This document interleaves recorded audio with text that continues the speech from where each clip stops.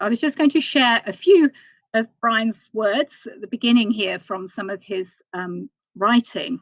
And you'll see here that he talks about referring to literacies rather than to any single literacy. This was in his earliest book, Literacy in Theory and Practice, in the 80s. I think already there was this notion that there was one dominant literacy, which was often imposed on people, or they were taking hold of in different ways. The photo, just to explain, is when Brian came to UEA at one of our earliest conferences on literacy and development.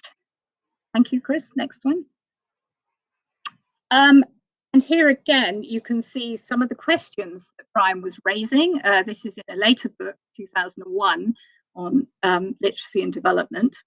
And here he was talking very much about how do you challenge the dominant conceptions of literacy, this idea of literacy, a particular set of ideas and conceptions being taken in some way by another group.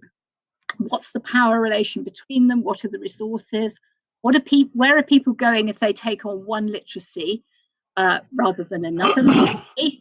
These are all really ideas that a lot of us have run with as PhD students of Brian too, and I certainly did through my research in Nepal. And what I would like to move on to is the next slide, which encapsulates really this idea of decolonizing literacy. Right from Brian's earlier books, he talked about UNESCO literacy, which is quite difficult for us as a UNESCO chair, but he was challenging this notion of Western literacy. And as you can see here, he's suggesting that it's a very narrow and Western orientated image of what literacy is.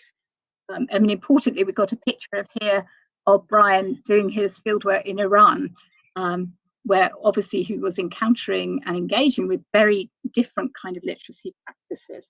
So I think you probably have picked up the idea that we're looking at here around power, voice, one literacy, dominating literacy. And this is a theme that we want to explore in the seminar today. In a minute, we'll be hearing from Lalu about Brian's early work on decolonizing in the context of literature before he moved into the literacy field. But this kind of leads me also into the context of this webinar.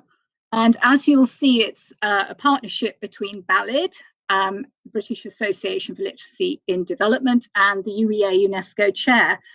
And I think it's important to recall that Brian's contribution was to challenge some of these inequalities, not only through theoretical debates, such as the extracts I've shown you, but in practical ways. And both of these organizations are very indebted, really, to the work that Brian put in terms of taking us forward. BALID is an NGO, a non-governmental organisation, promoting adult and family literacy and numeracy as a basic human right, based in the UK. And it was set up in 1987. Brian was the president for around 10 years, but very actively involved in all of the research and training activities. And in a minute, you will hear from Malini about the Letter Project in India, which was an important initiative.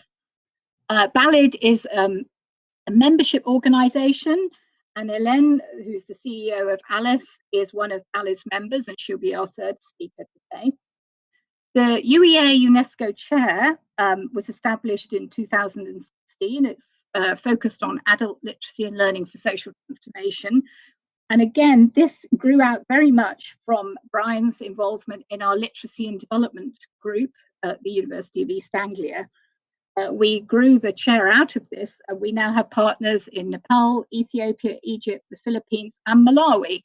And Amadou Mjaya is part of our UNESCO chair in Malawi and will be speaking to you this afternoon. We currently have a particular focus on decolonizing literacy through our family literacy and Indigenous learning project.